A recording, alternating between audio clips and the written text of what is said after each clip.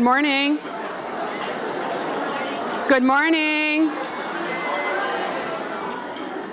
I don't have a glass to ding or anything, so good morning. Welcome to our 2018 annual MIT Medical Department meeting. We're really excited to have you all here this morning so we can learn together about the work we're going to be doing this year and in the years to come. I think you have an agenda in your folder, and it's pretty full for this morning, so I'm going to keep my remarks brief. And for those of you wondering if I could do that, I do have a background as a rocket scientist, so I'll figure that out. So first, I want to take a moment to highlight some of the great things we've accomplished since we met last year at the Media Lab and learned about the JUST model. You'll recall that after the annual meeting last year, we all attended JUST model training sessions, and then we worked in teams on projects focused on improving the patient experience and the employee experience. The great news is that all of that hard work is really paying off. We've been focusing on justice, understanding, security, self-esteem, and trust. And the result of that is that our Press Ganey scores are higher across all of MIT Medical. Yeah, let's give that a little.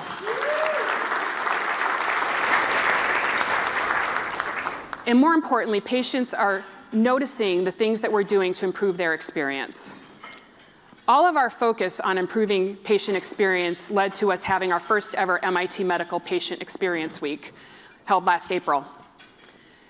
Was that a great time? Does everyone remember that? We got to play patient experience bingo.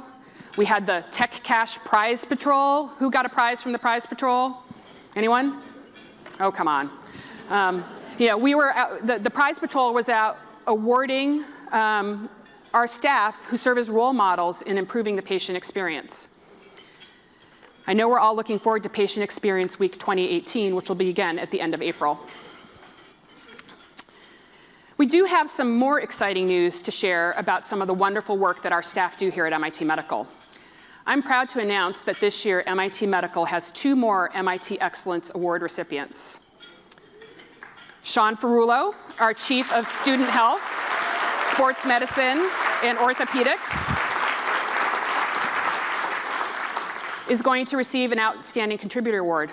And Kathy Dwyer, Nurse Case Manager, is receiving the Serving the Client Award. Let's give them both a big round of applause again.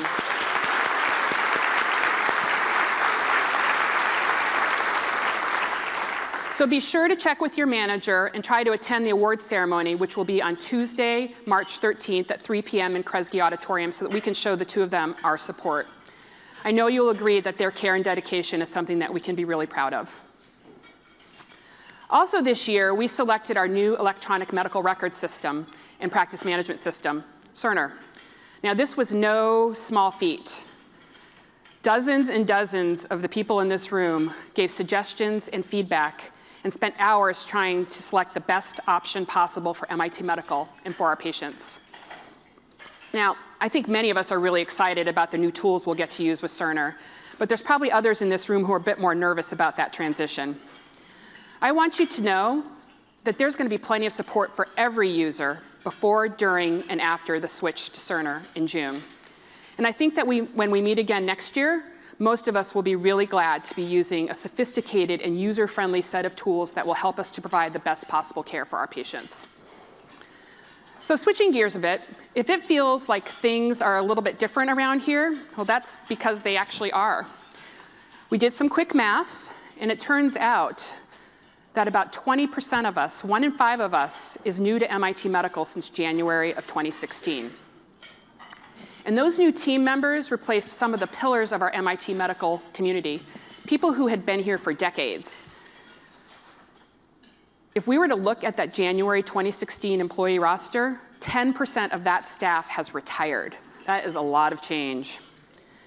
But with all that change comes new ideas, new opportunities, and that's what today is going to be all about. We're going to remind you of our core values, and we'll share with you our updated mission and vision. We're going to introduce our strategic plan, which will be our roadmap for the next 5 years. We're going to spend some time getting to know each other better, And then we're going to have a fun look at some of the foundational work that's going on right now to prepare us for this exciting future. So finally, I just want to say thank you to all of you for your hard work and your willingness to try new things. I hear such amazing feedback every day from our patients and other members of the MIT community about the great care that you're delivering each and every day. MIT Medical is truly a shining star within MIT, and we should be very proud of that. So without further ado, let's get into it, and I'm going to welcome Bob and Dave to the stage for the next part of the agenda. Thank you.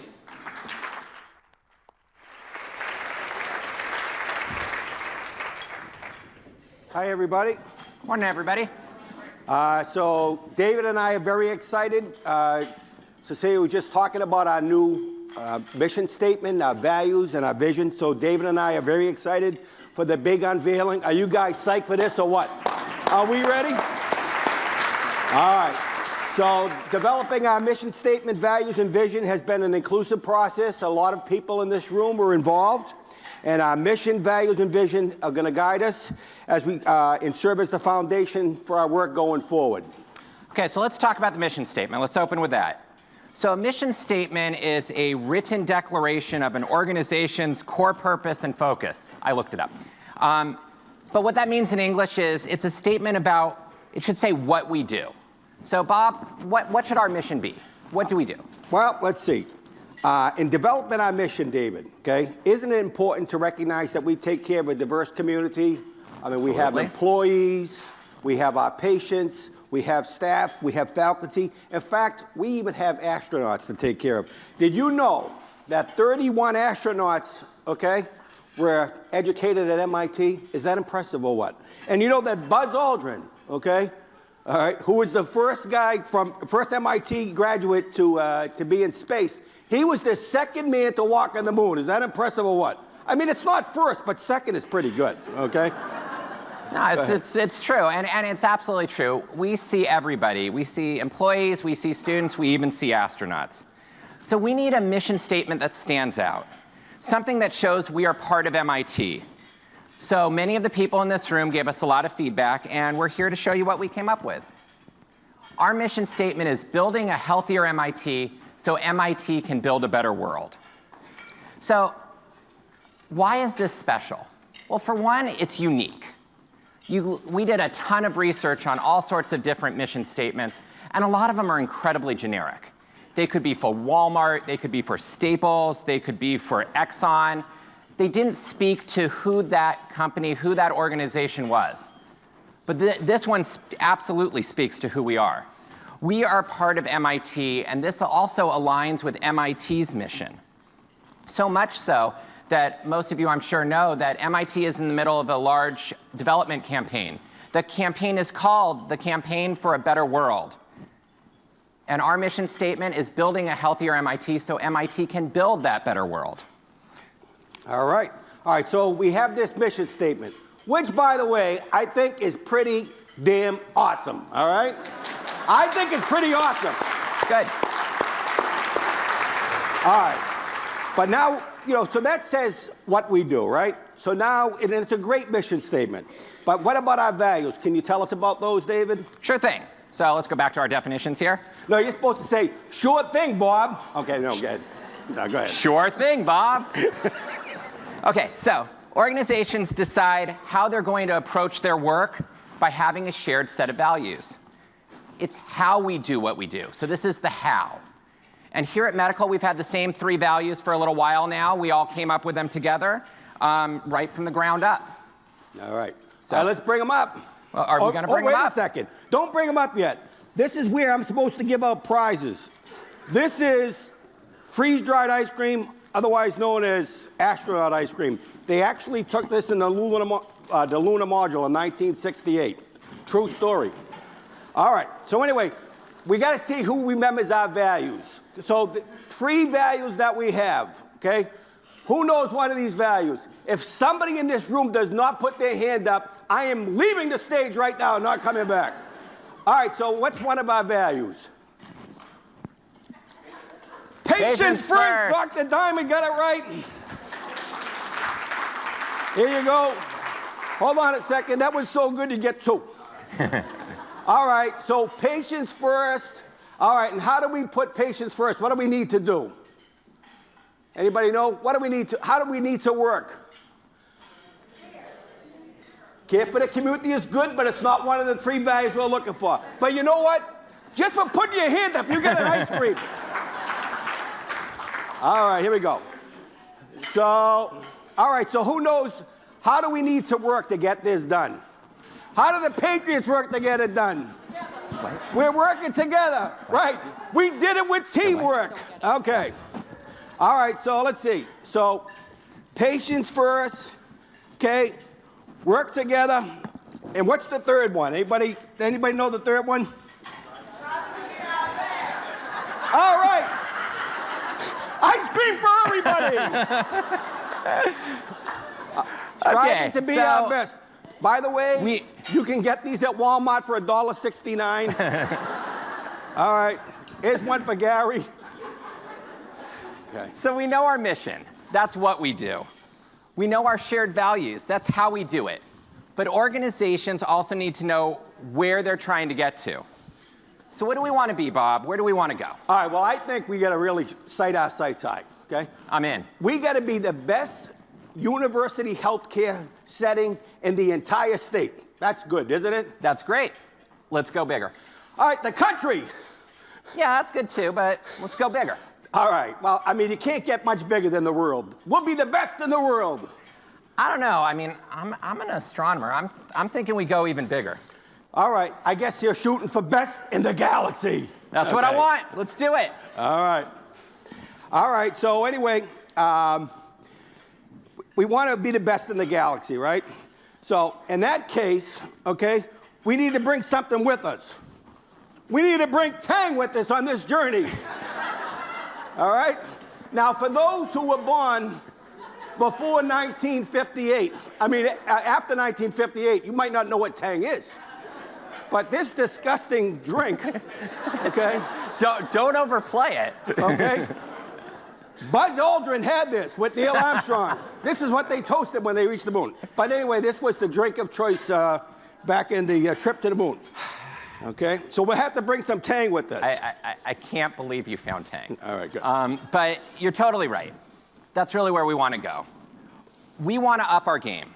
We don't just want to mirror what other healthcare organizations are doing. We don't just want to be a product of the industry we're in. We're MIT. We want to do things the MIT way. We want to lead. We want to innovate. We really do want to be the best in the galaxy. So how do we communicate that? And the answer is with a very bold mission statement. I'm going to read this out loud to you. Through collaboration, innovation, education, and excellence in service, MIT Medical redefines campus health. Our community depends on our expertise, and other universities and healthcare organizations look to our example. Every patient who comes through our doors knows they will receive excellent care. And there's some really powerful statements in here. First, this idea that MIT Medical redefines campus health. And that's campus with a big C. That's us here. That's everybody in Lincoln. That is all the MIT services around the globe. Like the rest of MIT, we're innovators. We're cutting edge. We deliver excellence. Another thing that's really powerful about this is this idea of our community depends on our expertise. This is about trust. We earn their trust. We cherish their trust. And when the MIT community needs us, they know that we will be there for them, and they know that they can count on us. We also serve as a role model to others. And through our excellence, we provide the MIT community with confidence, security, and peace of mind. That's great. So, you know, we had a lot of fun, and we talked a lot about what our mission was, you know. Basically, we want to be the best, okay?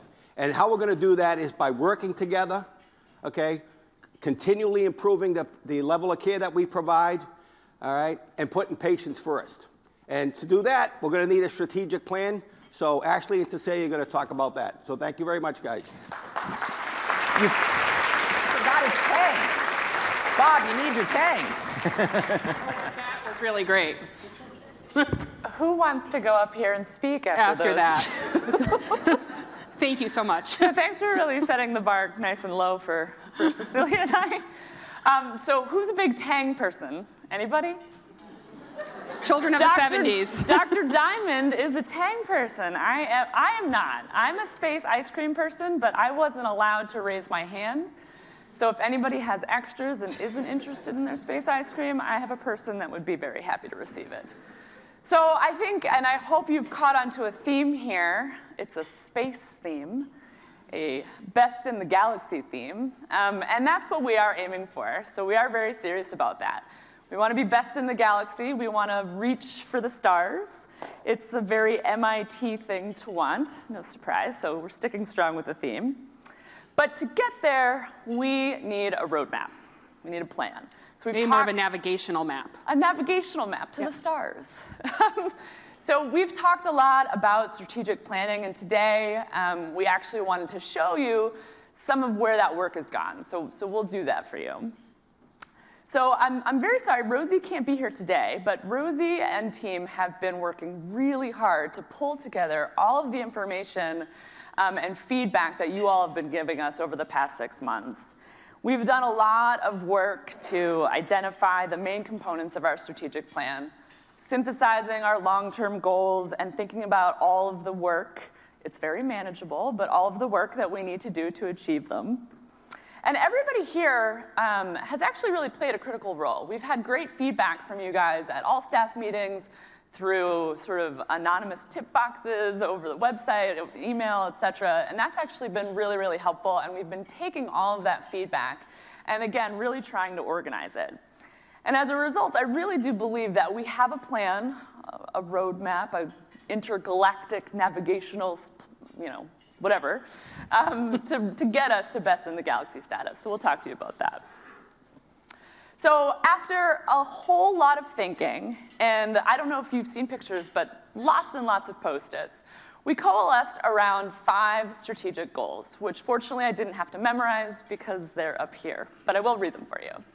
So 1, delivering an excellent MIT medical experience, cultivating a healthier MIT, developing a vibrant lab of innovation, promoting, this is a personal favorite of mine, promoting and supporting a culture of sustainability and stewardship. I get to talk about that more later. And then last but not least, positioning MIT Medical to engage in the next generation of healthcare. So we're going to spend some time this morning, Cecilia and I, going in a little bit more detail into each one of these. But the point is, this is part of a long-term or a longer-term strategic plan. This isn't going to happen right away. And really, all we can do is give you a glimpse into what the future might look like. Things are going to evolve. They'll change a little bit for sure. But we really thought it would be important to kind of put a stake in the ground today and give you a glimpse into what the future could look like. So with that, I'll go into our very first strategic goal, which is delivering an excellent MIT medical experience. But this is about not just patients. It's also about employees. So at last year's annual meeting, you know, and Cecilia just talked about this, we focused almost exclusively on the patient experience. And over the past year, we've done just model trainings. We've had a lot of special events. And we're going to continue this work in the years to come. But I think increasingly, we are going to be focusing on the employee experience as well as the patient experience. So I hope you remember what the JUST model stands for. Cecilia said it, so you have a bit of a hint. Anybody want to throw out what the J is? I heard it. Right, that's an easy one. Good. Justice, understanding, security, self-esteem, trust. These are the values of the JUST model. And when we apply these concepts to the employee experience, it means things like diversity and inclusion aren't just buzzwords or special events. Listening to each other, valuing each other, respecting each other. This is what the JUST model is about, not just when we apply it to patients, but when we apply it to each other. But in addition to a JUST culture, which we see here, and again, these are some of the elements and examples of each of the strategic goals, we're also focusing on how we together as employees and caregivers can deliver care for our patients. An excellent MIT medical experience also means taking a careful look at how we deliver primary care, and we've talked a lot about that. This is one of those areas where we have an opportunity to innovate. We know our patients, we know this community. We can do exciting things, taking advantage of our sort of unique role and relationship with everybody here. We can match our care delivery to the specific needs of the community, and we can lead rather than follow, try and come up with something new. One of the ways we're going to tackle innovation here is through data. Consistent and actionable feedback that really helps tell you how everybody's doing and helps us measure and see how far we've gone. This is an example. Dr. Doogie Howser. This is an example of a dashboard that we could use, again, just to help guide us along. You know MIT is a data-driven community, and our credibility is really sort of, in our community, is really sort of related and supported by data. We have to have data to illustrate how we're doing, and the progress that we make on sort of the goals and the initiatives we have will be supported by our ability to show and illustrate our progress with data. And we know that our patients are more than numbers, we are more than numbers, but this stuff is really important. Finding good ways to measure and communicate our progress will keep us on track towards our patient experience goals and more. These kinds of dashboards with this kind of information, they're not only possible to create, but they will also help us to identify where we're going and measure how far we've come. So get excited for more data slides. So our second strategic goal is to cultivate a healthier MIT. Now, this probably sounds a little bit familiar, maybe something you've already heard at least once this morning. That's because it actually ties directly back to our greater mission, right? Which is to build a healthier MIT. So you might be wondering, how do we work towards this strategic goal? Well, we expect that some of the tools within Cerner are going to give us the ability to look really closely at various communities and segments within our population. So for instance, we might take a look at, say, our pre-diabetic patients and those who would really benefit from targeted interventions like nutrition counseling or learning how to exercise or how to check their blood sugars if that's relevant. We'll be able to focus on really any at-risk population in our community. So, and you can think big here, right? So we could use the tools within Cerner to really help us care for patients with eating disorders or those with high blood pressure or our elderly population who sometimes, need a little extra assistance. With this kind of information, we'll be able to take action and actually deliver specialized and even personalized interventions to patients, and we'll be able to target the right kind of education and information and outreach to them. Really important if you're an elderly patient sitting at home. Cultivating a healthier MIT also means ensuring that every patient, every member of our community has equal access to quality health care. I know we can all agree on that. And beyond that, we want to be sure that our patients know when to seek health care and then how to access that health care in a timely fashion when they need it. I'm sure we all know that MIT has a culture that really celebrates collaboration. And that's a really good thing because with a vision as big as ours, we're going to need partners across the campus and maybe even beyond. So let me share an example. I think probably most of us are aware that the 2018 Winter Olympic Games are about ready to start in a few days, right? The eyes of the world are going to be on South Korea, who's been working tirelessly to prepare to host these games. And those same kind of efforts took place in Great Britain back in 2012. But after the 2012 London Games, British health authorities looked at it and they said, we have a unique opportunity here. Our entire nation is focused on sports and fitness. We've had the best athletes in the world here. How can we use that to help improve the health of our country? So they formed a task force to look at that very issue. And that task force reached out to Professor John Benedict of the Department of Athletics, Physical Education, and Recreation, or as we call it, DAPER, and you can see why with a name that long, about being a collaborative partner. I've known Professor Benedict since I was an MIT undergraduate a really long time ago. maybe in a galaxy far, far away. He reached out to us and to others on campus, and we've been actually meeting off and on for over a year now. And together, we're starting to put together a research project with Loughborough University in the UK, DAPER, MIT Medical, the Z Center, Community Wellness, and hopefully 1 or 2 MIT researchers to really look at what might happen to health if clinicians, like people in this room, actually prescribed exercise to patients who benefit from it. Our next strategic goal is to develop a vibrant laboratory of innovation right at MIT Medical. Yes, we're all care providers, and we talk about that a lot. We are all care providers, but we're also educators. We're idea generators. We're collaborators. We have partners outside of MIT Medical. This room right here is filled wall to wall, literally, because I think that's where we're at, with expertise in all kinds of disciplines and areas. And this strategic goal is really about us using that expertise to position MIT Medical as an integral part of the Institute's intellectual and educational mission. So among other things, this includes establishing a teaching presence on campus, as well as supporting our in-house experts who want to take part in research projects and publish their results. There's a lot of interest in MIT Medical on those things.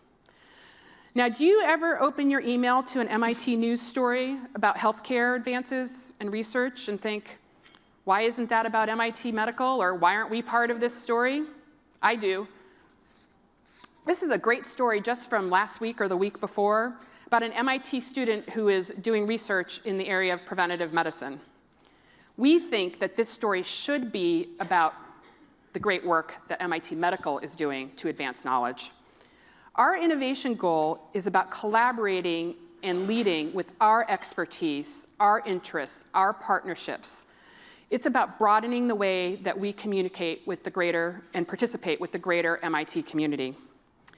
And succeeding in this quest means that in a few short years, this story could look very different.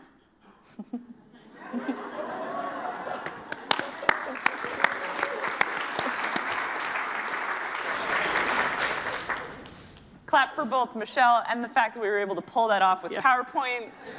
Very exciting. Thank you to the marketing team. Our next strategic goal is about promoting and supporting a culture of sustainability and stewardship. That really means all of us actively thinking about how we manage our resources, about streamlining processes and making day-to-day decisions that support our current and our future plans while keeping the bottom line sort of mindful. Success with this goal, let us recognize, is not necessarily going to land us on the cover of the MIT News homepage or the tech. Hopefully. Hopefully. That would be a problem. But showing that we are the absolute best place for the MIT community to get their care, and clearly demonstrating the value that we have to our patients and to the Institute, is going to ensure that we continue to be considered a critical part of MIT, and that's really important. The point there is being able to demonstrate what we already know, showing our value. That's what I'm talking about. Also, this is very exciting. For the very first time, we are embarking on our own development efforts, which means we are finally going to go out there and ask people for money. And we're going to ask them for money for new and fun things. People come up with ideas all the time, and we actually really appreciate and read all the things that you submit about different activities that we could pursue or different supports we could offer our students. But we can't always find the resources for that. And so going out and pursuing development efforts, that's one of the ways that we can do this. So we're going to ask you to continue to put your minds together with your creativity and come up with ideas for us that we might be able to pursue and have ready for potential donors.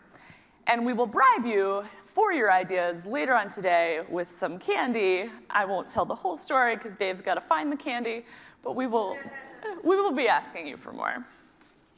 So just to get the sort of creative juices flowing, here's an idea. Here's one of the things that we're working on. Imagine if during the ramp up to finals, or quite literally any other stressful day of the year, our MIT students had an MIT Medical place to go, a de-stress lab, to take advantage of some downtime to center themselves. What if they could lay in a hammock?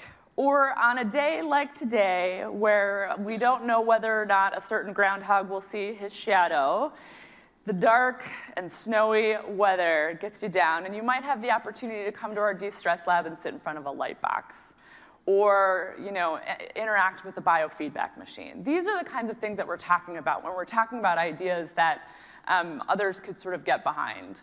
I remember personally when I was in law school, not quite a galaxy, but a while ago, during finals, they put massages or massage chairs and masseuses in the foyer of our very ugly law tower. I don't know if any of you are familiar with the BU campus. It is not an attractive building. And I got a massage during a finals break, and I mean this very seriously. I felt so much better at the end of that experience, and that's the kind of thing that we're talking about how can we help our students and our patients. So I'm not necessarily suggesting that we go out and hire masseuses, though I wouldn't necessarily oppose that. But it would be great to provide the opportunity to have a safe spot for our students with the tools and the resources that people might need for self-soothing and relaxing, particularly with coping with the stress and anxiety of being a student at a place like MIT. Yeah. And this is the kind of program that alumni and donors can really get behind. So that's what we want to get excited about.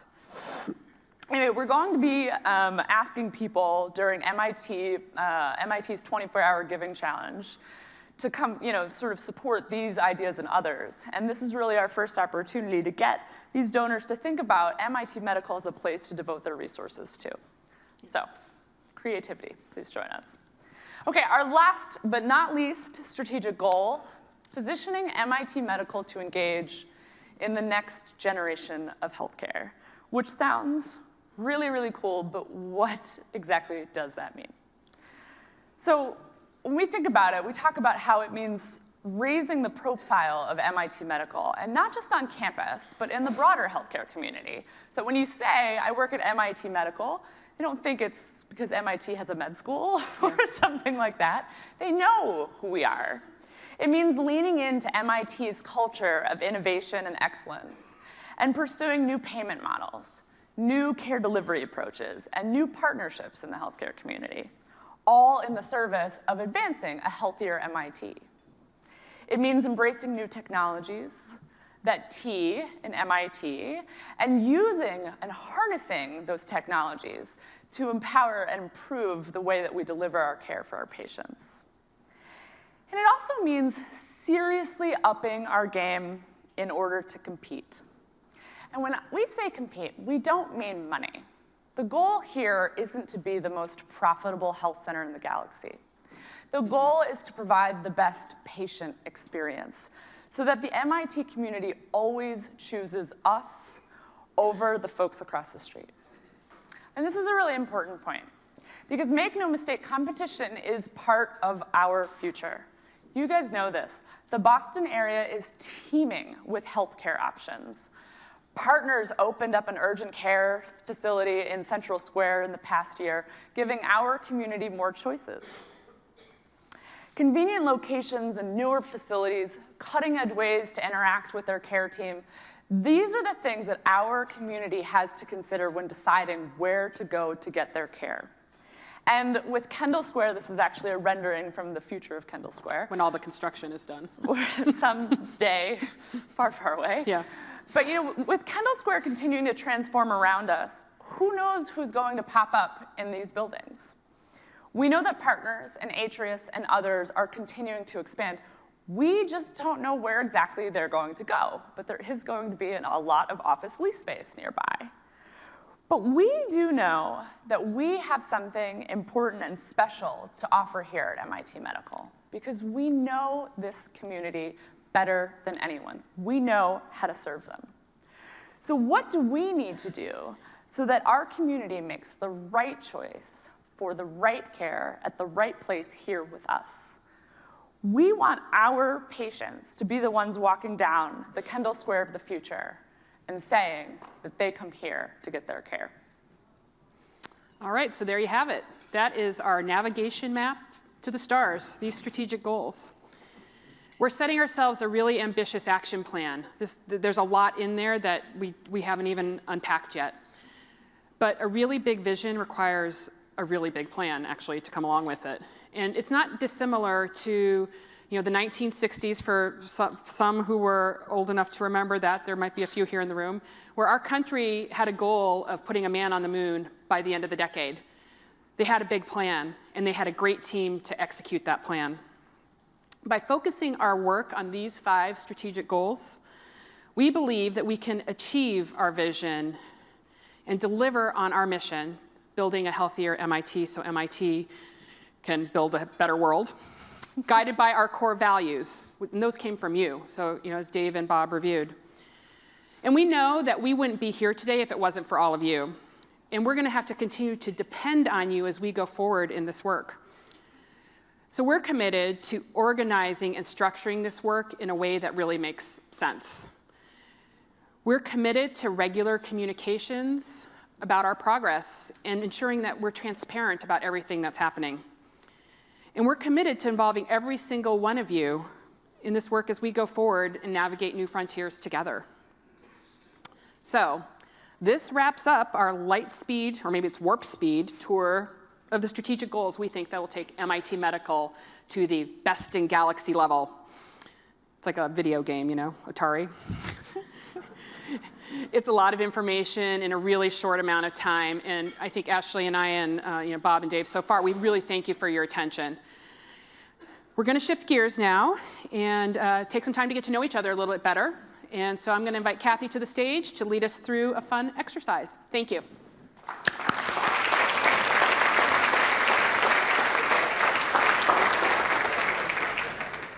Are you ready for some football?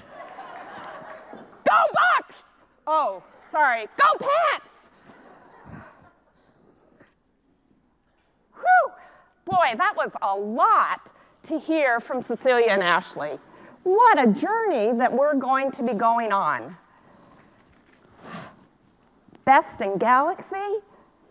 I don't know if I want to go on that journey. Dave, would I have to be an astronaut? Because I'm not into Tang.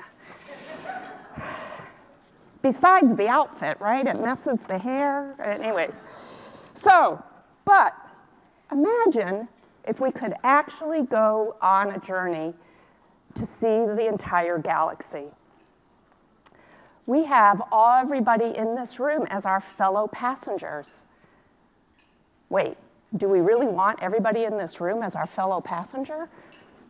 I don't know. Certainly we need each other. Certainly we touch each other's lives. But do we really know when we touch somebody? Do we really know when we've made a difference? Think about that phrase, fellow passengers. I use it on purpose. I take it from Charles Dickens' A Christmas Carol. For those of you who may not be familiar, you might have heard of this guy, Ebenezer Scrooge. Ebenezer is visited by 3 ghosts over the course of the story.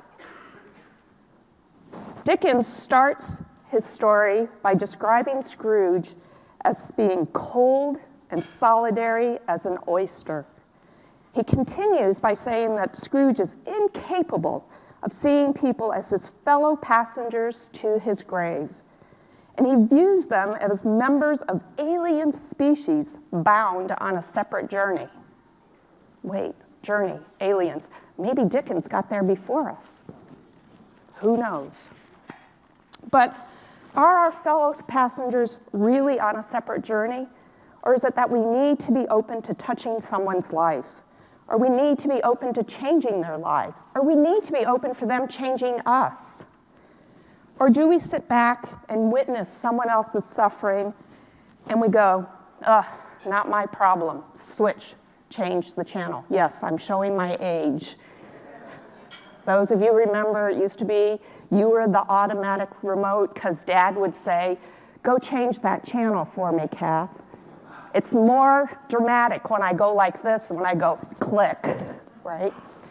Or we hear somebody say, oh, that department always does that. Not my problem. Change the channel. Or we say, oh, that person, she always walks around looking like she's mad at somebody. Not my problem. click, change the channel. But what would happen if we would say, it really is my problem? As Dickens teaches us, or if you've read in the book, The 5 People We Meet in Heaven, we do make a difference in everyone's life.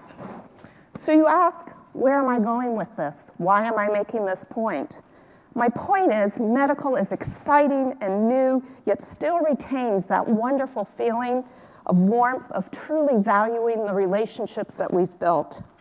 It is through these relationships that we live our core value of working together. It is through our relationships that we gain trust in order to do our very best work. What is the best way to gain trust? How do we remind ourselves that we are multifaceted, each of us with our own set of values and life experiences? How appreciating and respecting those differences is what makes us better. In the days to come, you'll hear we have a plan for our projects that everything has to go through what Ashley calls her star coin changer. So that's that thing in the grocery store when you're too lazy to roll your own coins, that you drop all the coins in and go, and it all just ends up being sorted for you. Our coin changer is to make sure that all of our decisions, all of our projects have taken a look at finance, IT, communications, HR, and most importantly, diversity. Because it is through making those choices and making sure that those items are part of all of our decisions and all of our projects, it's the only way that we will leverage that we have a team from many backgrounds, that we are building on that to have our strengths so that we do have the very best deliverables and we ultimately be best in Galaxy. So how do we get there? Well, by the first way is we have to say, do I really know you? And since somebody had the great idea that you were going to be assigned tables and you're probably sitting with somebody you probably never even met before, what a better time than to have some fun and to get to know each other. So some of you may not know, but I did spend 15 years working at a Fortune 500 game company. So yes, I was in R&D, and yes, I got paid all day to play games and put puzzles together. It was fun. So games are always in my heart. And so with that, there is a sheet in your folder called Nonsense Numbers. We're going to look at numbers, because MIT is all about data, all about numbers. This is a table exercise, so for those of you that are like, oh, I don't want to turn to my partner, it's intended to be fun. Stay with me a little here. The first thing you want to do is, because I'm from a game company and I worked in R&D, catch-up features are always very important. So the first thing you're going to do is, if you have an empty chair at your table, you're going to automatically add 100 points for every empty chair at your table. Okay?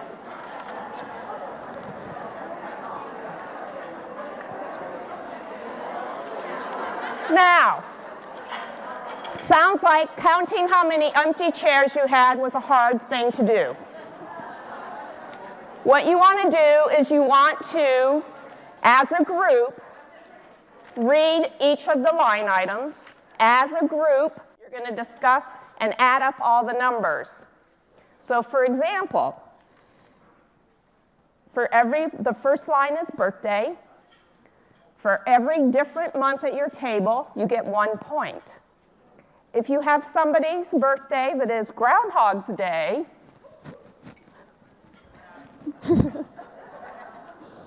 you get 5 extra points, because we'll call today a holiday.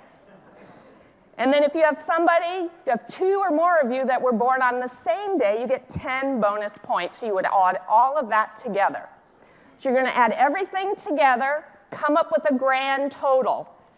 There is a prize that's better than Tang or ice cream. All right? So take about 10 minutes and add your totals together.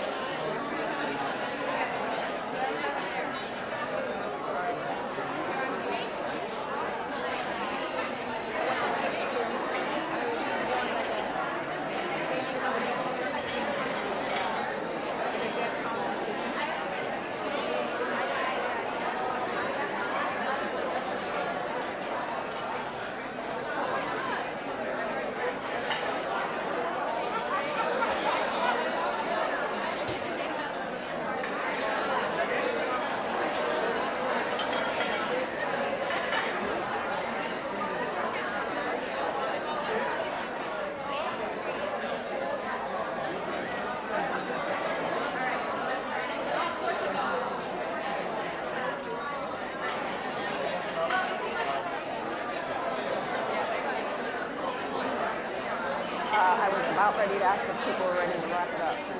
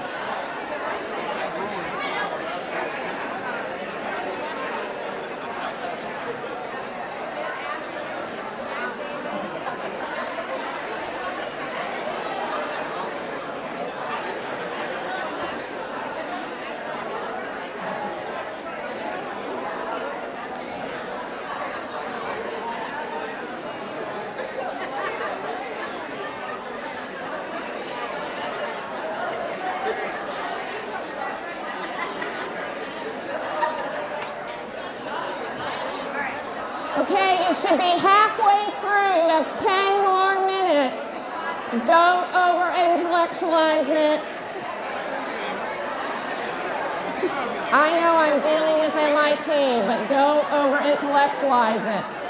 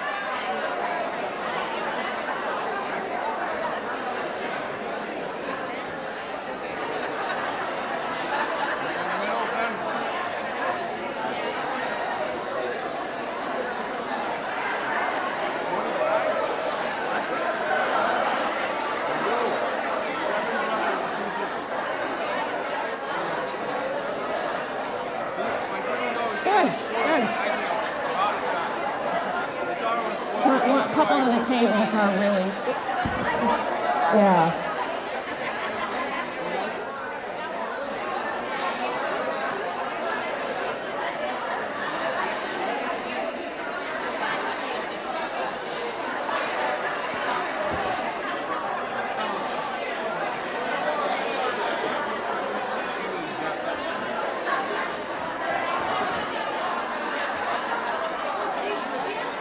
Are we about ready? We should be tallying up.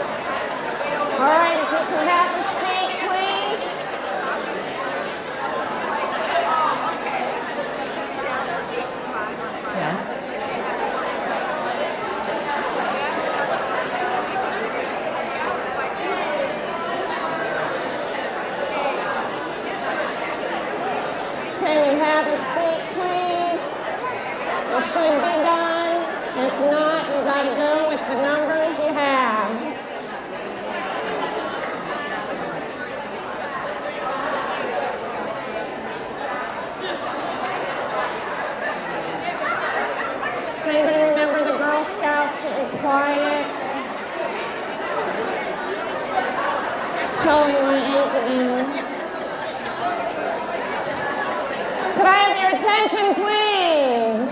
Thank you.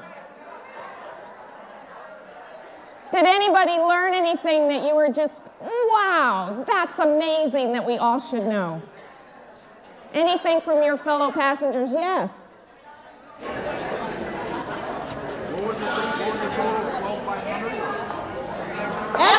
from a different country at table 7.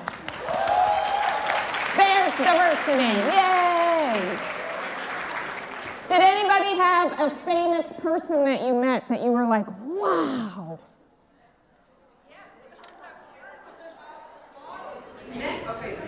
We have a famous person in our midst. We have a child model. Karen Singleton, please walk the runway.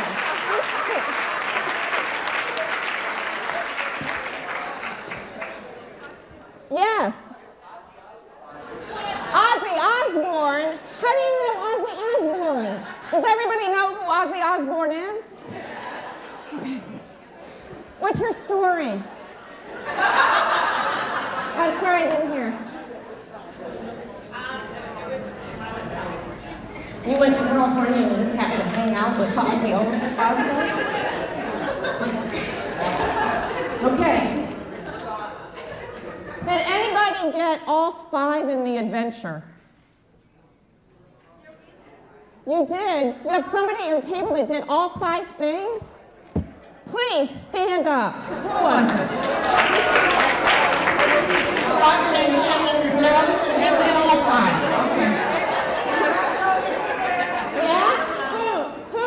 Stand up. Who did bungee jumping and skydiving? So tell us about it. Why did you do this? Because I could? Because you could? Were you sober? Yes. Okay. I did this exercise once before at Northeastern, and I had one of the deans that had done all 5. And she was this amazingly stoic person, and we were all like, oh my God, how could you have done that? And she said, well, it was before kids. All right, you saw the bonus of 750 points if you had somebody at your table that you had never interacted with. So that means the maximum for that bonus would be 75,000, because you have 10 at the table, right? Or 7,500, sorry. Anybody get above 7,500 as a total points? Ooh, so we have a couple of tables. All right, how about you got above 8,000? Above 10,000? All right, so I'm going to jump above 15,000. Woo! So the rest of you feel lesser than, right? Sorry. How about more than 20,000? 25? I feel like an auctioneer. 30. Okay, so we're somewhere between 25,000 and 30,000. Or do I have a hand that you have more than 25,000, more than 30,000? We have a table with 2 tables, 3 tables, 4 tables with more than 30,000. All right, 35,000 points. More than, did you add right? Yeah. Did you use your cell phone? Or did you add it up yourself? Okay, how about 50,000? We'll jump. Anybody more than 50? All right, 45, 40, 35,000. Okay, 1, 2, 3 tables, right? Table 7, what was your total? 35,565. I saw a table in the back. Lucy, your table, what was your number? Our total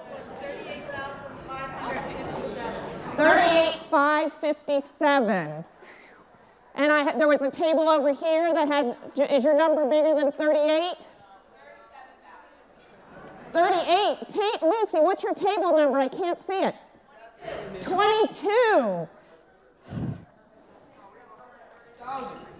130,000? Oh, where is 130,000. You can add it up. You did it. Easy. Hands down. Beat everyone. David. Okay, David, tell me. Okay. Do you know who the only Buckeye is on the Patriots team? Who made the amazing play at the Miami game? Had to do with a fake punt. Edna. So are we conceding that 26 is coming out of nowhere with over 100,000 points? We may have got it wrong, but that's the number we got. How did you get so many? What was the big thing that made it so many Well, we had points? 400 right here, right? Empty seats. And then we had the lack of interaction. We had 7. No, not counting. We didn't count the 4 seats. But we had 17 non-interactions between the group. That's 12,700. 17 non-interactions and there's only 10 people at the table. This is each person. How many people each person has an interaction? Oh, I see. Right? We changed the rules a little. Oh, that's what it says.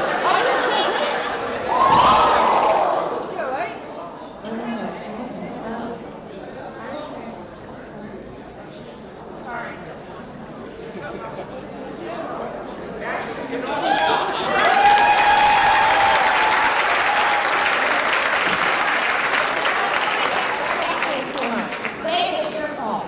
So I'm sorry about that. But I'll concede we did it wrong.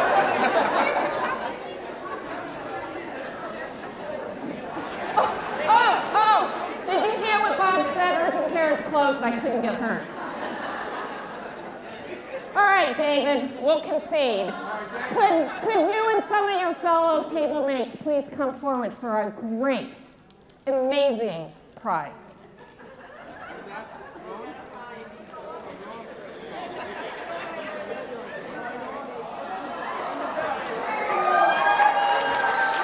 Best in Galaxy!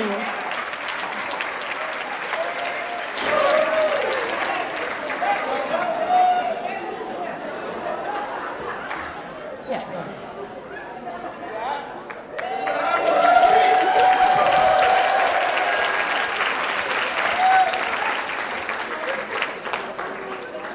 Thank you.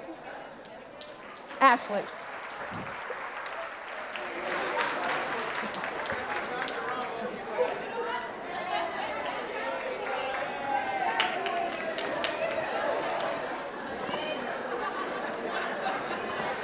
I'm gonna hold on.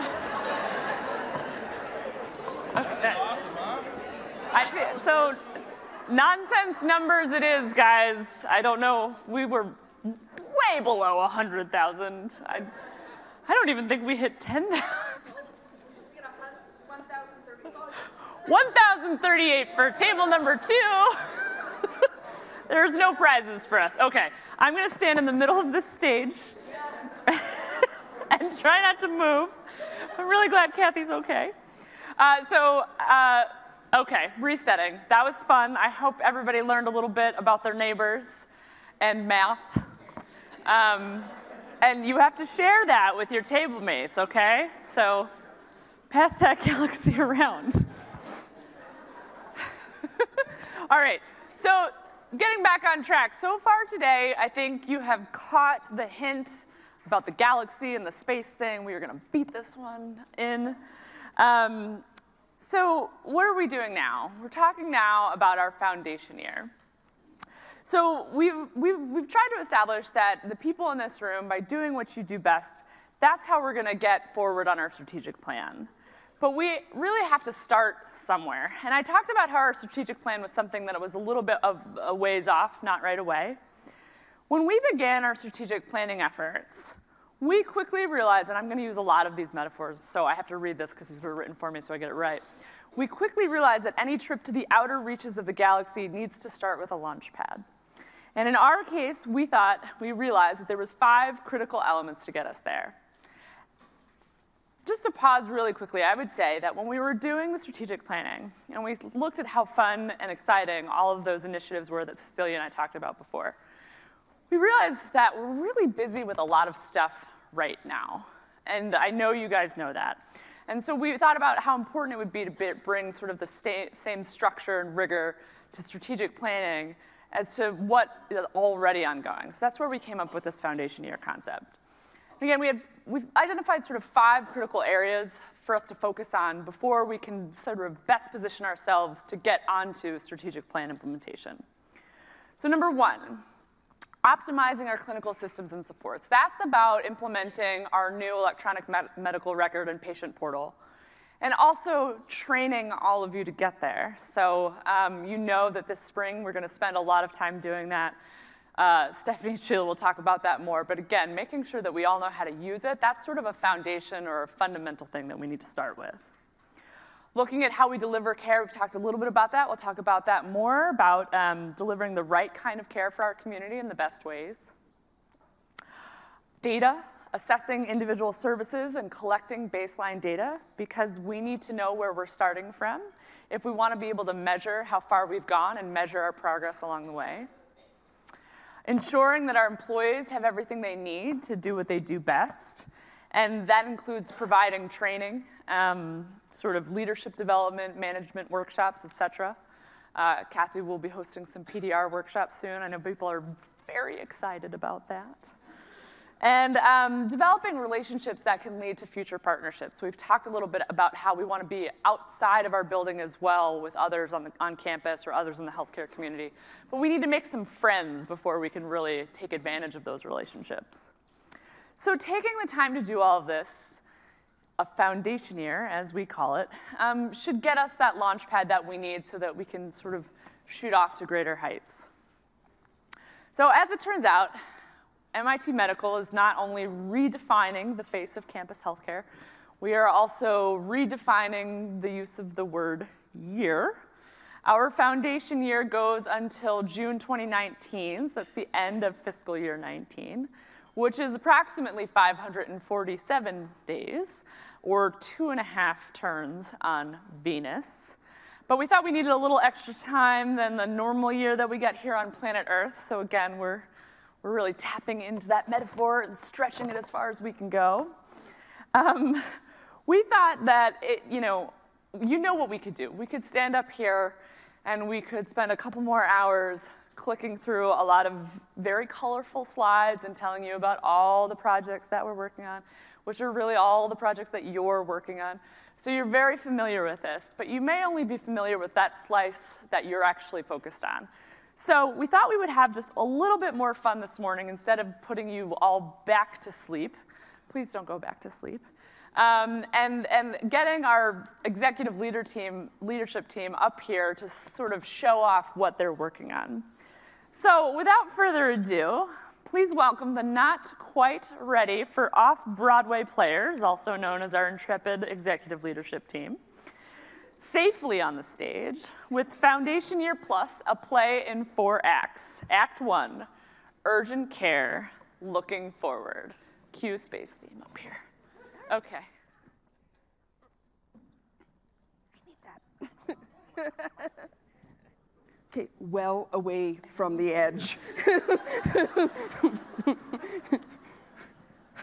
Knowing Carol, she's going to want to try to top off what Kathy did, but let's not do that. Yeah.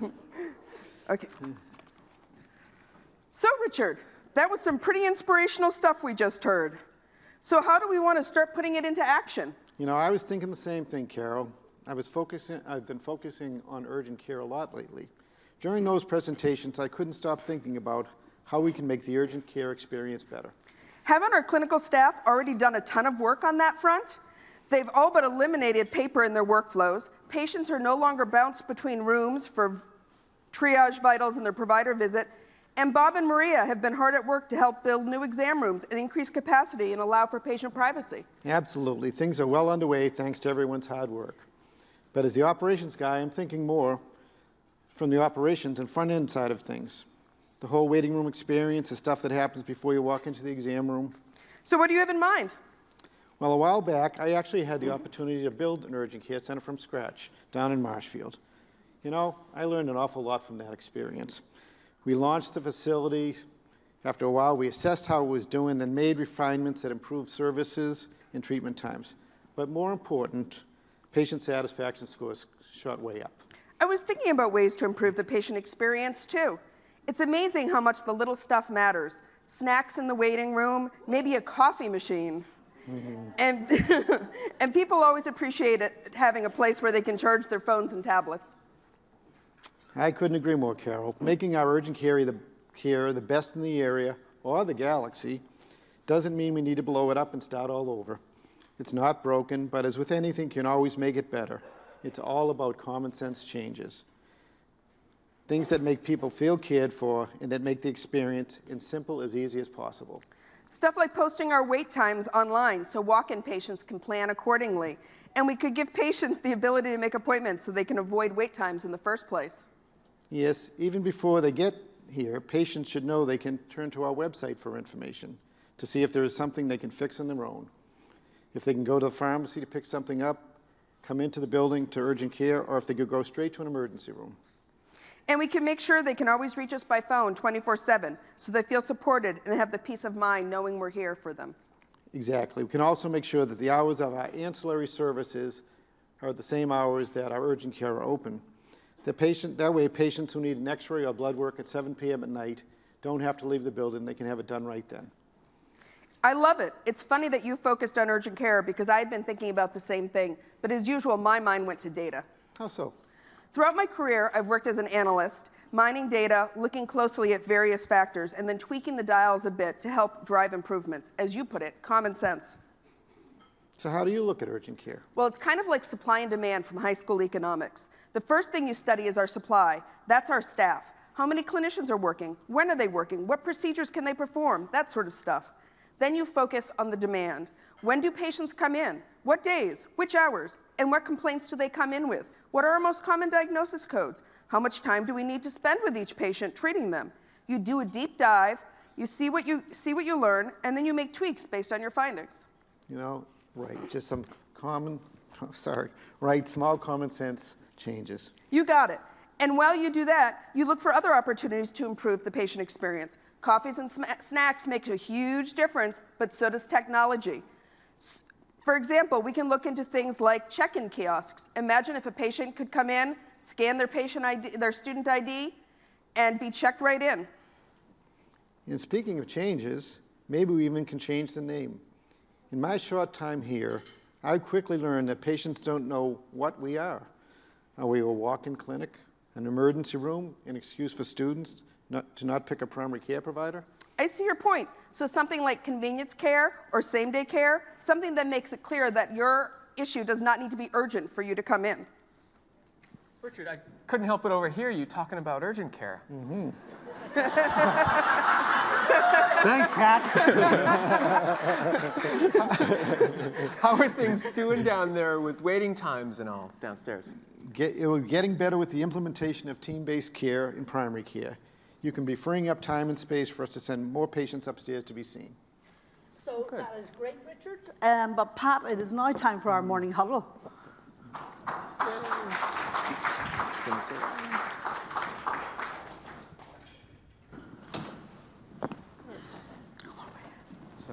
You know, these morning huddles have been a great addition to our practice. It really makes things go so much more smoothly when we go through stuff beforehand. So I agree completely, Pat. And you know, this team-based approach to patient care has really opened up our patient access. And not only that, it's actually a better workflow for all of us. I know that patients are really appreciating the faster turnaround time on Follow My Health messages.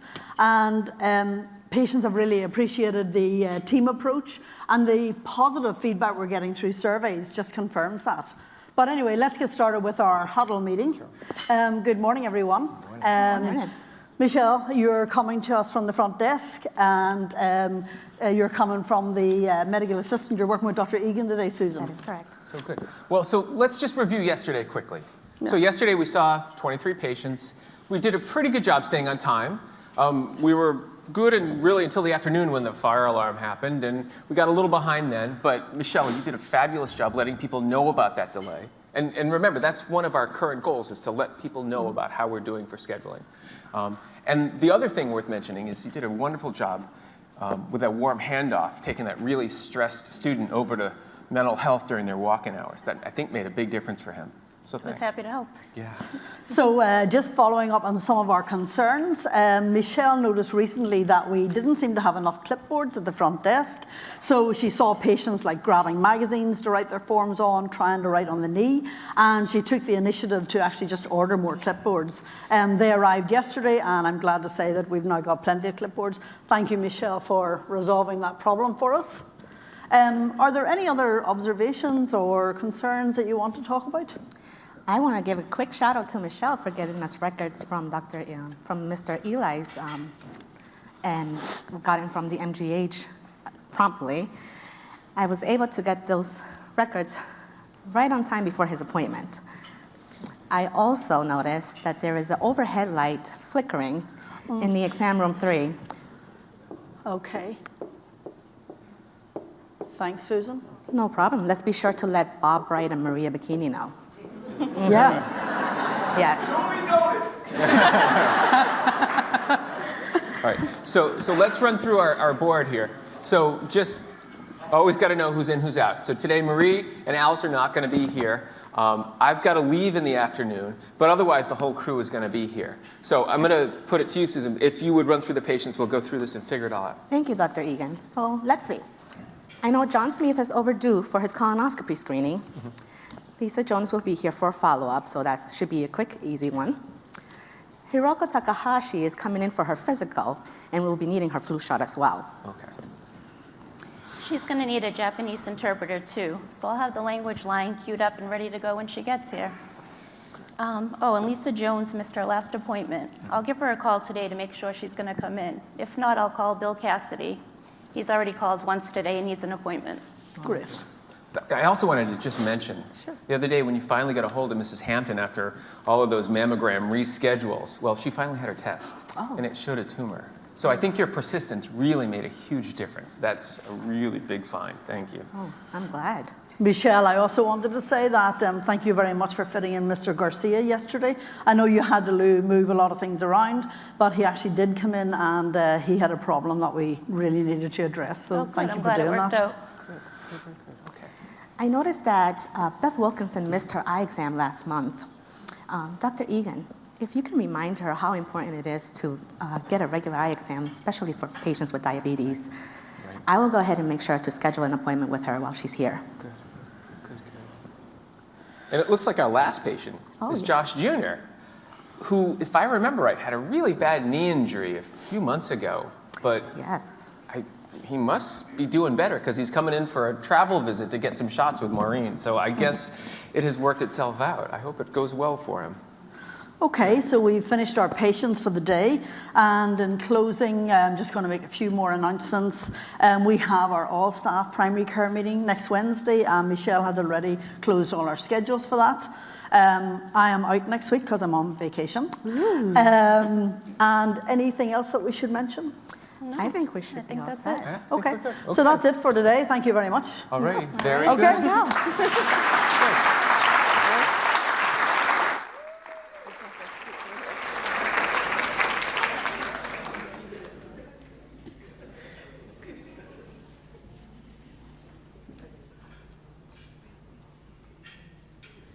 So it's great to see how team-based care is going to change the way we work at MIT Medical. But in order to do that, we have to have a great set of tools. And the whiteboard is really nice. It's really white and it's very board-like, so check on that. But I think we can do a little bit better. So Sheila and I are here today to talk about a new set of tools, the Cerner EMR, the Practice Management System, and the Population Health Suite. So clearly, this is going to be a big part of our foundation year. This is going to be a major building block. We're going to transform the way we do practice management. We're going to add all sorts of new functionality to the EMR. We're going to start to do population health. That's going to open up ways for us to take care of the whole community in different ways. But it's really not about the software. The software is just a tool that's going to support all of these other projects that we're going to hear about today. So the key point I want to get across is that it's really not about the software. It's about the people who are using the software. So thanks for coming, everybody, and listening to this great Cerner information that we're sharing. In order to keep the people front and center, Our IS and Cerner project team have been working very hard with many of you in the last 18 months. We want to help strengthen our information systems foundation. Some of our goals: improving the quality and efficiency of care delivery, enhancing the user experience for all of our patients, all of our providers, and all of our staff. We want to simplify and standardize our operations, and we want to be able to produce actionable reporting that supports our ability to be responsible stewards of our resources. Those resources include people, finances, and technology. When Cerner goes live this early summer, we expect to see a lot of improvements in these areas, but we also have to be realistic. It's not going to happen overnight. We need your help, and we know that Cerner is not the magic thing to help us do everything. It's a team effort. It won't navigate your self-driving car to MIT in the morning, and it won't make your cup of coffee. It will not be all things to all people, and it won't be perfect on day one. In acknowledgement of this, we've built in time for optimization immediately after go live. So where are we with the project now? So we have a shell built, and I'm gesturing like it's a thing, but it's not really. I can't show it to you. It's not. I can't tap on it. I can't look under the hood. But picture this whole big network out in Kansas City, and we have a little area cordoned off, and that's MIT, little blippy computer kind of light saying MIT Medical, and then there's some ports on it. And the ports are how we communicate. And we've actually been able to send messages back and forth. It's nothing fancy. It's like, hi, Kansas City, hi, MIT. It's, not a whole lot of depth there, but it's yeah. No problem. Can you hear me, Major Tom, kind of stuff. But so we're communicating. And then within that shell, we're actually building the system. So what does that mean? So we've given them a ton of data. And that data says who we are, what we do, where we do it, when we do it, how long do we do it for, who do we do it with. So all of those relationships are being turned into code. And those relationships are really the foundation of the new system. And soon, actually, that system, in a couple of weeks, is going to be done. We're going to take it for a test drive. So that's happening in Kansas City. So what's been happening in Cambridge? So in Cambridge, we've had our whole implementation team, the Cerner team, a lot of US content experts all sitting together in a room and having really interesting conversations. So things that we've talked about are like, what can we do with patient billing? Excuse me. How do we change the patient bill into an educational tool? How do we use that bill to tell people what the value of their care is, make them better consumers of healthcare? How do we be predictive rather than reactive in our scheduling? How do we tell people when we're going to have, excuse me, when we're going to have good availability for a day before we get that 0 appointment message? Thank you. And how do we do things like recognize problems with registration and billing before a patient shows up for an appointment and correct those before they check in for their appointment? Anyone who has spent any time with the IS team knows that we're fans of great teams. And we all know what's happening this coming Sunday. Kickoff, 6:30, 6:32, something like that. The Patriots are playing in their Super Bowl again. I'm watching Gary nod his head with his shirt on. And we hope that they'll win their 6th Super Bowl, their 6th title. How do the Patriots keep on top of their sport from year to year? By acting as a fine-tuned team. They work towards the team goal of winning, not worrying about personal statistics.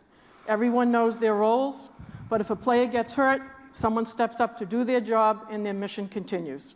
They trust each other and they back each other up. They have strong leadership that communicates to each player what is expected of them and what they are expected to deliver. They do their homework, they practice smart, and they make sure they are well prepared for every game they play. They have a simple phrase for all of this: do your job. In IS, we have the same goals. We strive to do our job so we can help everyone else in the department do theirs. Yes, our roles in IS are changing. We're excited, but we're also a little nervous. It's almost as if we're exploring a new gallery. We've heard that earlier this morning. We're not quite certain what we'll find. We don't have to spend time on some of the more mundane things we do now. or time-consuming things like system upgrades. We know how everybody loves those. But that will give us more time to spend helping all of you become smarter users of our new Cerner software tools. We want to help you keep our community healthy and help the department be more efficient stewards of our resources. We want to help people work towards the top of their licenses, their training, and their abilities. We want to help our clinicians finish their work on time before they leave for the day, and we want to help eliminate or reduce duplicate work that adds no value for our staffs or patients. So I think we're all feeling excited and probably a little nervous, but most of all optimistic about this journey.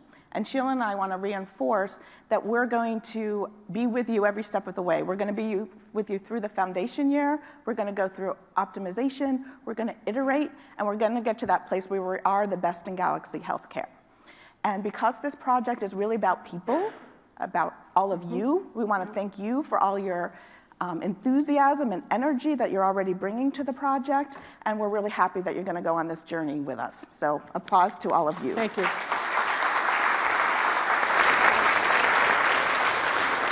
And now I'd like to introduce Sean and Karen, who are going to tell us about the foundational work that they're doing in student health care. Thank you, Stephanie. Yeah, I think that's good. All right, we want to thank everyone. I know you've been sitting there for a while. I don't know if people want to stand up and stretch for a second. You don't need to, but usually it's about the time I'm ready to do something. Yes, and I'm going to move Sean back from... We're going to stand a little far back from the stage. I'm not going on. All right. So Karen and I are here to talk a little bit about some of the student health initiatives. I think we all know that we work at one of the premier academic institutions in the world. And really core to that mission is students, right? I mean, we're all here because MIT is a university, an educational institution. And really what we do, students are core to everything of why we even exist, and our campus healthcare system. Recent publications are really clear that students across the country are changing, as our MIT students are changing. Kids are coming to school with more medical issues than ever, more mental health issues than ever, more needs that need to be coordinated and to help them be successful. And as that landscape is changing, we're knowing that we need to evolve and be nimble to change with them so we can meet their needs. Exactly, Sean. The responsibility that universities have to care for their students has changed significantly, even for the past 5 years. We are trying to be more proactive, and we're trying to do our best to catch people before they're most at risk. Our students are extremely high achieving, as you all know. But something you might not know is at MIT, students are extremely stressed, they have significant stress, and they seek support. So that results in very robust utilization rates for our counseling service. It means that 22% of the population at MIT comes to our counseling service, which is a high rate. So Karen and I are here to share a couple patient stories to illustrate some of the changes and evolution in needs that we are working with. As a disclaimer, people should be very comfortable that all identifying information of our stories have been changed for privacy and to protect our patients' privacy.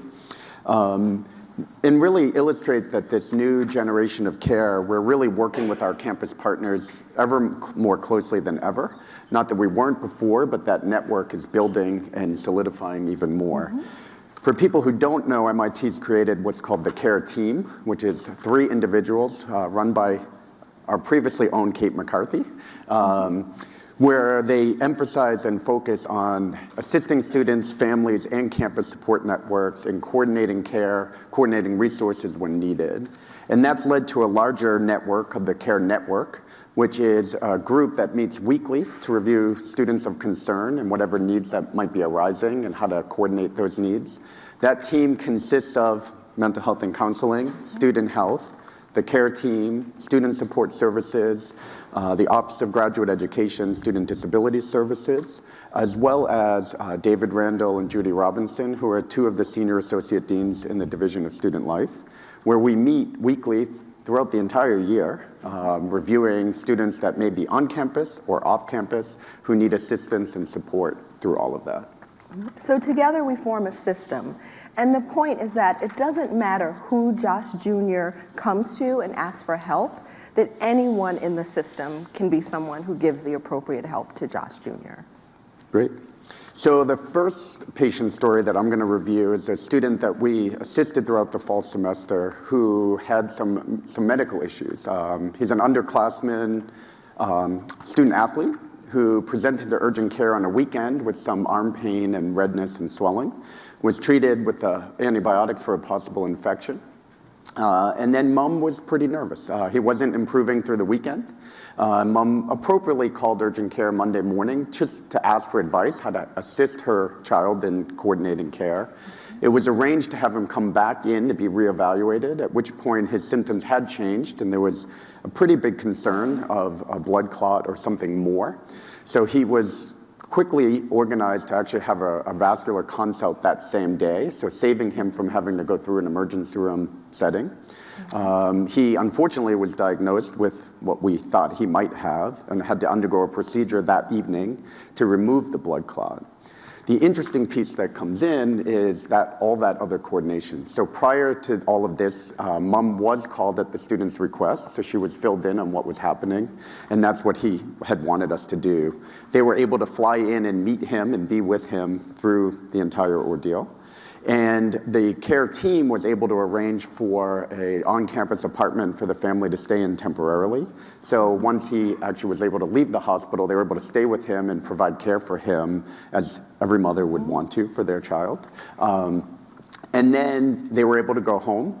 He had a follow-up visit with us that was a coordinated visit with nursing for blood thinners, with myself for medical care, and our nurse care manager team for coordination of dressing changes and other things that he was going to need. He did need a scheduled secondary procedure, and parents were able to come back in for that, and again, stay with him in one of the on-campus apartments, coordinated by the Institute and the care team. They were able to, again, provide his immediate care as they had wished to, and then we took it for them again once they had to go home. With this, he then needed a follow-up test, and parents were not able to come in for that, and the care team actually escorted him home because he wasn't able to just take an Uber by himself immediately post-procedure.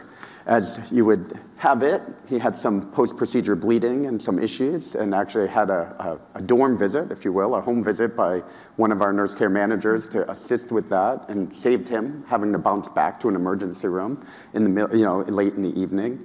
All of that was coordinated. He's done great. He finished his whole semester, didn't really miss a beat school-wise. I'm sure it wasn't as easy as he had hoped his first semester might be, but it was good. And it's just kind of some of that examples of that coordinated effort from house teams to care managers to our care network and all the way through.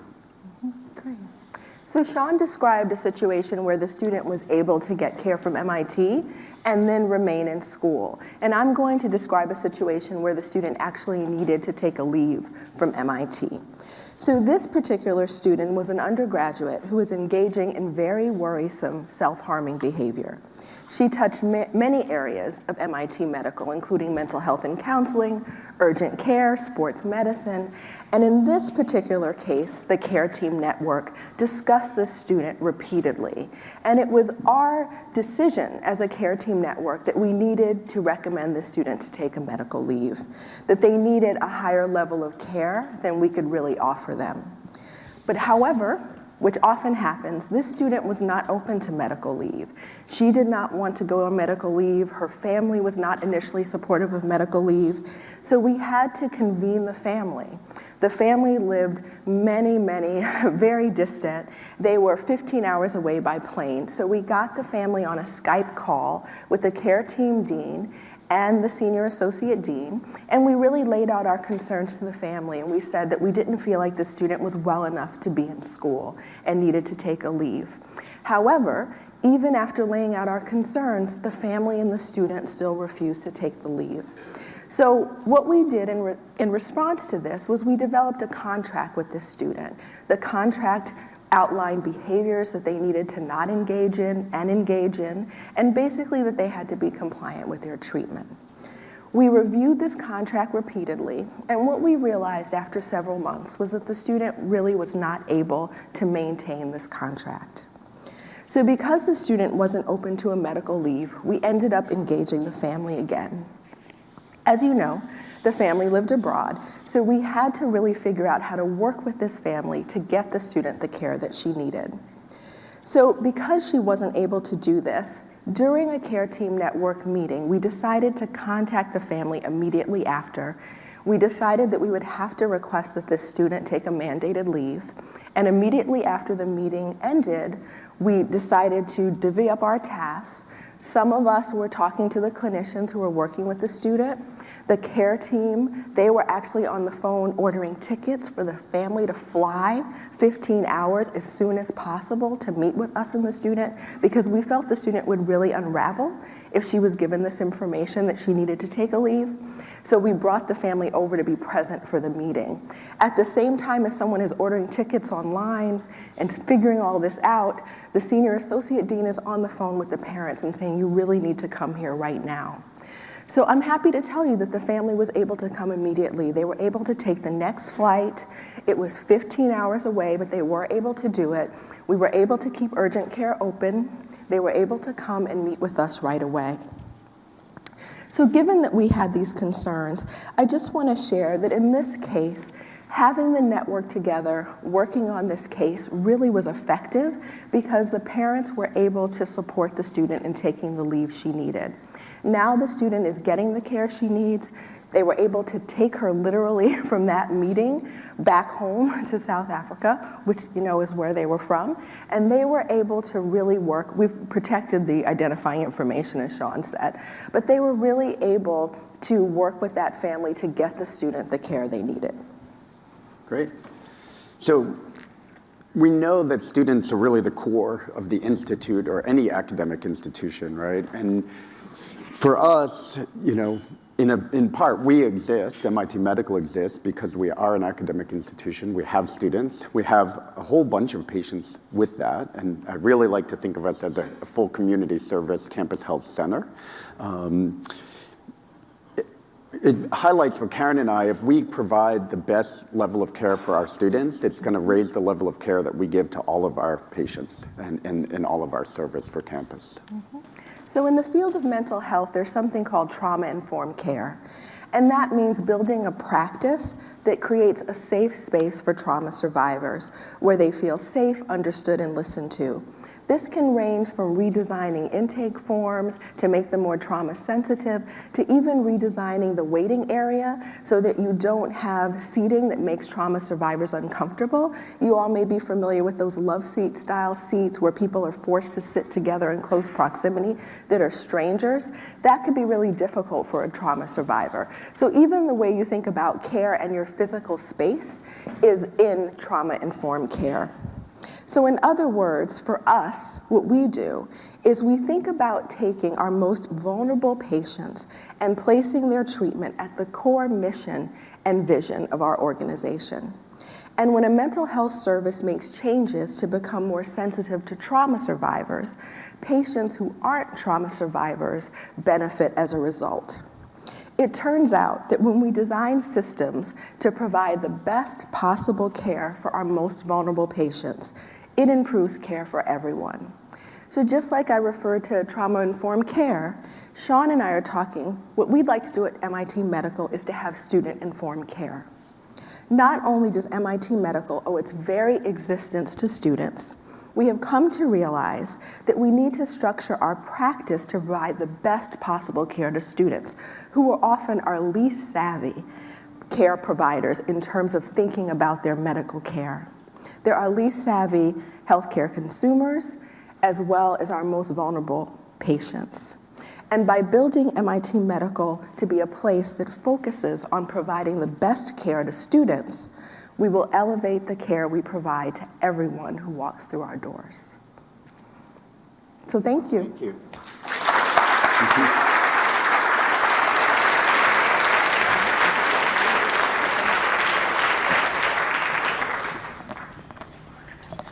Thank you, Sean and Karen.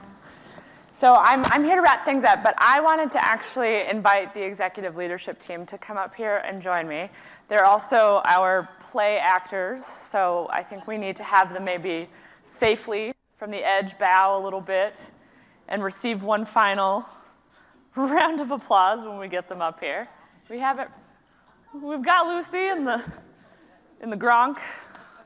Is it Gronk? It is Gronk. Okay, that's all right, important. Ashley. All right, Ashley. They're making fun of me because they know I don't know anything about football, but I wore the colors, guys, and I've got silver shoes on. All right, so just, I have a little marker on here that tells me not to go back any further.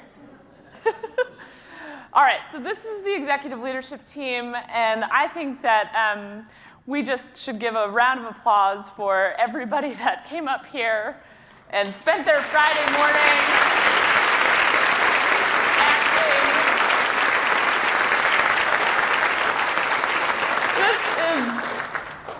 surely not everyone's favorite way to spend a Friday morning is coming up here, stage acting, pretending, reading lines, scootering in the snow, whatever it takes to get here. So thank you guys, I really appreciate it. And thank you. Thank you for coming. Thank you for enjoying breakfast. I missed out on the bacon, so I hope it was very good. But thank you for helping us take advantage of this opportunity to give you a little bit of an image or a visual of what the future could look like and how we're going to get there.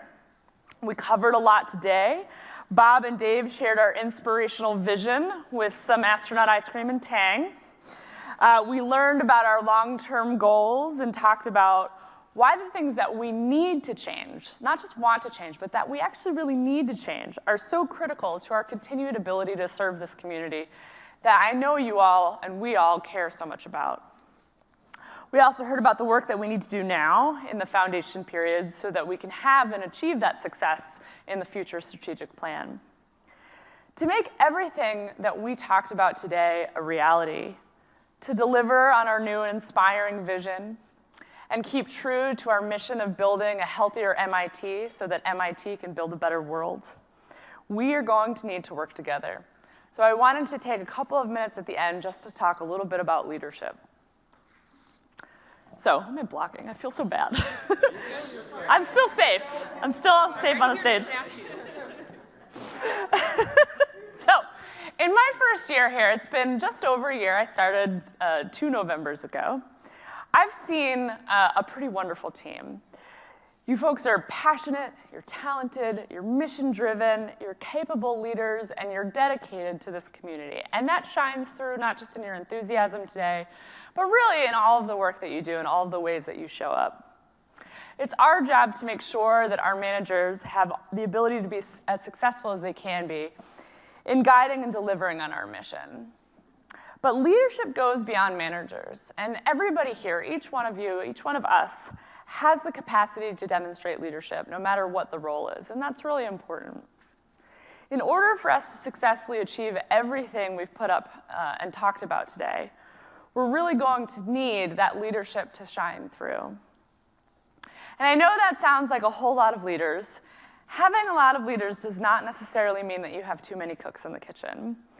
It really means that each person performing their unique role in the broader production is doing so thoughtfully, with energy and excitement, encouragement and reassurance, empathy and respect. Being a leader not only means making hard decisions, but carrying out the decisions of others with enthusiasm and positivity so that it sort of spreads. It also means empowering one another to make these hard and important decisions and then standing behind them when they do. So you're not just sort of putting someone out there, you're there supporting them. And it's on this last point that I think we have some work to do to help us all actually row together in the same direction. Another thing I've observed here in my time is that it's often hard to figure out who's in charge of a particular initiative, which in a way is really great because that just means that there's a lot of people that are really excited about a project. But it also can be a little bit challenging to move forward. It's also hard to figure out who has the final say, like who can just say, all right, this is where we're going, let's move forward. To accomplish everything that we've talked about and everything that we need to do, we need more than 1 or 2 people to have the final say or the final verdict. Cecilia and I need to do a better job empowering our team to make critical decisions so that we can move forward, and they in turn have to do a good job empowering all of you to keep that momentum going. So our commitment to you today is to do a better job promoting and empowering our leaders, identifying clear owners of key initiatives, providing clarity around the decision-making processes and the sort of escalation paths. And in turn, I really want each of you to think about yourselves as leaders and how you can work together for a better patient experience, a better employee experience, or a best in the galaxy experience. So with that, you know, we've shown a lot of sort of really fun things that I'm really excited about. I know the people up here are pretty excited because they got up and did their stage acting and rehearsed their lines all week. So we're aiming for the stars, and we're going to get there together. But just a sincere thank you for the energy and enthusiasm that you've been bringing to all the work that we're doing. I hope you're as excited as we are. I hope that you found the inspirational vision as inspirational as sort of we do. I said once upon a time that I just kind of want to hug it, because I do think it really does encapsulate sort of what we're striving for. So thank you, and thank you guys, and scene. We're done.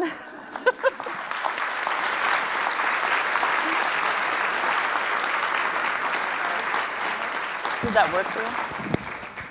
I think we could share. There was a lot of people who went into putting this together this morning, and we'll just want to thank them. And then I think we're going to have the opportunity to take some questions if you all would like. So, and specifically for all of the work that you saw in terms of the stuff that we presented that was both on the screen, what we were talking about, the room setup, you know, thank you, and not in any particular order. Dave Titel, Rosie Huntress, Ben Spector, Kim Shive, Dorian DeLeon, and Jane Atchison. They're kind of the core event planning team, I guess is what I would call it. And we couldn't have pulled this off without them. So thank you.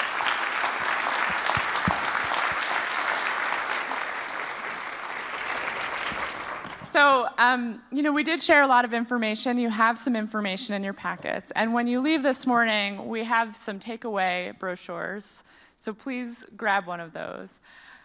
Don't feel overly pressured. I know you all have things you want to do, but we would love it if anybody has any questions about anything we've said, or if you want to know what the heck we were trying to say, please ask now so that we can have an opportunity to clarify anything. Everybody's totally satisfied. You know 100% what we're doing. David Diamond is nodding his head because he wants to go back and drink some Tang. I think I saw a hand that was maybe going up. No? That was easy.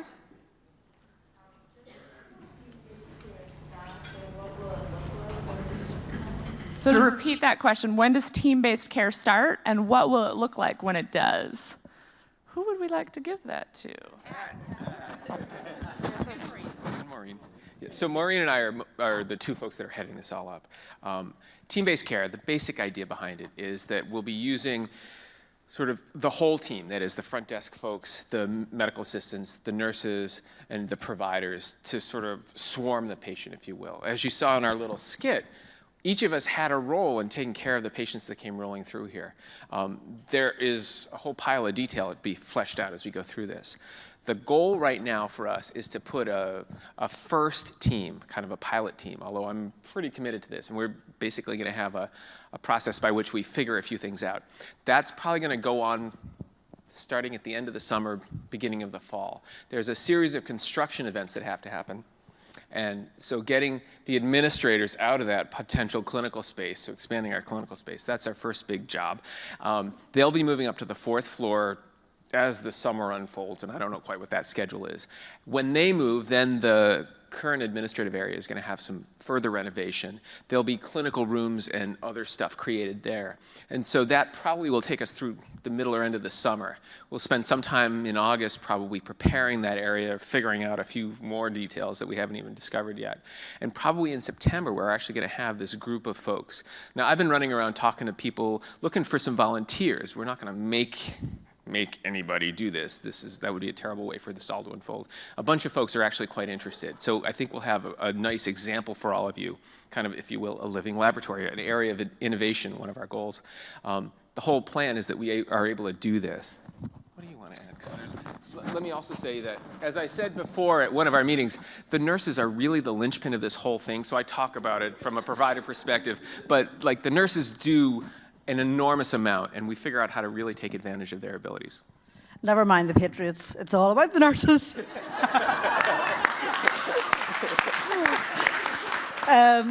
So I just wanted to add to what Pat has said by saying that, like, in trying to build team-based care, it is a lot of building blocks as to how do we go from what we are now to a team-based care.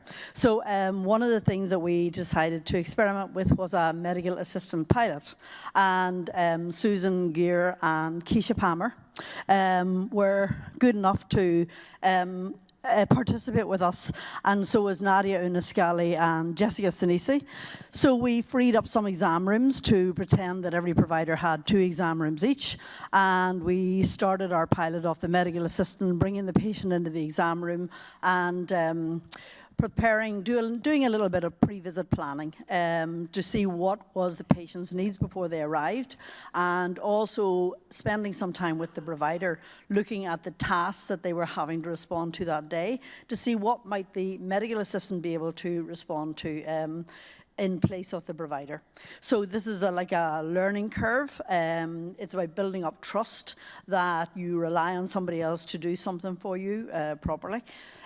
We were also a little bit nervous about how patients would react to this, and we did a pretty nice survey. Leila Carbonari and I sort of set this up. It was using an iPad, giving it to every patient as they were leaving the visit, and asking them what they thought of their experience. And we were pleasantly surprised that 99% of our patients came back with a very positive response, that they really found that it was efficient, friendly, professional, timely, and that they didn't seem to be any kind of negative consequences. And we also then used the same survey to ask staff who participated in the pilot. Michelle was also our contributor at the front desk. So at the end of every week, we would ask provider, medical assistant, from front desk, Michelle, to say what they thought of the interaction. And that is, again, another learning process for us. But after 6 weeks, I think we were able to say that it was definitely a success, and that way it will, the medical assistant was responding to about 30% of the provider tasks, and it was a very good experience in terms of building our team approach to patient care. Thank you. Dr. The experience is fabulous. I'm very happy with it. It helps me, the patient first, probably. But I had another question that we asked. You were talking about the campus healthcare outreach sites, probably in Kendall Square. Are we planning to open something like a little walk-in or satellite from our urgent care, more on campus, like on the main building or something like that? Because I think it would be helpful to be able to reach patients easier, or they reach us easier. So just to repeat the question in case people couldn't hear, talking about partners or other Atrius, other companies potentially opening up something in Kendall Square or nearby, have we considered opening sort of a satellite location or some sort of walk-in somewhere else more centrally located on campus? I don't know if you want to take this, because we've talked about this quite a bit. So yes, we have talked about it quite a bit. It's a difficult thing to sort of really operationalize right now because of the constrictions and the constraints that there are in space on the central part of campus. As you know, that is like prime real estate over there. I think we have some traction right now, and we might get some more clarity on this over, say, the next 6 months or so. There's a number of other areas other leadership areas on campus, like the chancellor's office, for instance. She's pretty influential, I'd say. And they're interested in us exploring a way to do some kind of a satellite or an outpost where we would be able to provide a limited set of services. I would be thinking of it more along the lines of not a full kind of urgent care like we have in E23, but more along the lines of, think school nurse kind of thing, or I don't know, Minute Clinic and CVS, where there's a very short menu of things that are served there. But then if we were to do something like this, we would probably also couple it with some satellite space for mental health and counseling to do some work over there too. But we're way too early in those discussions to say, but the short answer, after a long answer, is that yes, we are considering it, but there's no kind of firm plan. But for a lot of reasons, it makes sense. So, stay tuned. Jan? Yeah, I was wondering if you could talk to the group about the pilot that's going to happen in April in urgent care, and how that might affect people here and the patients. Sure, great opportunity. Richard and Carol, maybe you guys want to share? So last summer, we ran a pilot in urgent care for June, July, and part of August. I'm a little higher, thank you. Yeah, sorry. And June, July, and part of August. And we ran another pilot in November. And we kind of did that one in a quicker time period because we had some other issues we had to deal with at that point. And it didn't go as well as we wanted. We had longer wait times and some things like that. And really, we're going to run another pilot in April. But in the meantime, we've put together a leadership group for urgent care. And we also have an implementation committee that probably has about 14 people on it. And we'll have different sections to work on, everything from staffing to space design to quality and everything else. And so those things are coming. We had the initial draft go to the leadership committee on Wednesday. And then we had the Sloan group. The Sloan School has this H-Lab, Health Lab. We had 3 graduate students and undergraduates spend 3 months with us working on that. And they came up with a terrific presentation with a bunch of different things. And maybe, Carol, you'd like to talk about that? Oh, I would. Can I do it without rolling off the stage? Yeah, so we did. We had this fabulous group of students that spent a lot of time down in urgent care and a lot of time reviewing our data. We talked a lot about data today, and they actually dug into the data. Thank you so much to Tom and Terry, who pulled that data together for them and for me. And they have a lot of recommendations, some of which Richard and I talked about in our skit.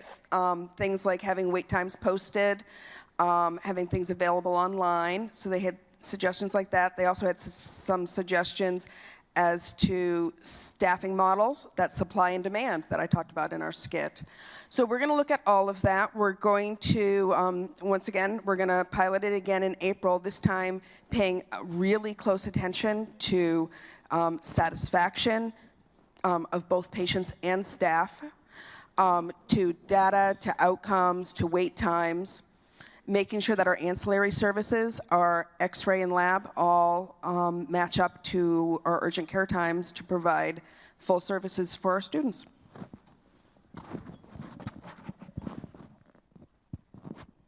And I would say just one thing about this whole project with the H-Lab is that this is an example of the ways that we can actually engage with the educational part of MIT. So these students, this is a class that they're taking, as some of them as part of their MBA, and one of them was the undergraduate. But first of all, it's an elective, so they chose to take this class. And we wanted to provide them a really great educational site where they could actually get this kind of hands-on experience that the budding MBA might face someplace in the future in their work environment. And I think we were able to deliver on that for them, and that was really through the interactions that they had with many people in our building, actually, as they were really trying to learn about our urgent care. And they couldn't have been more positive about the interactions they had with all of you as they did this work. So these are the kinds of partnerships and collaborations. These are the ways that we want to be part of MIT and to help those students get the education that they're here for. Glenda, in the back. In reference to the question that Jan gave, does that mean in April that the urgent care area is going to be piloting 8 to 8 again? Yes. Short answer. That was an easy one. It's hard for me, I know. I thought Glenda wanted to sing. Yeah. Richard thought you might want to sing for us. Richard. Okay. Maybe we'll make Glenda a featured act next year with Rosie. Any other questions, folks? Well, you guys have been great today. We are just so happy that everyone came in this morning. I know the snow might have been tricky for some, but let's just give a big thank you to everyone who put this together, and then everyone head out back to MIT Medical and care for our patients.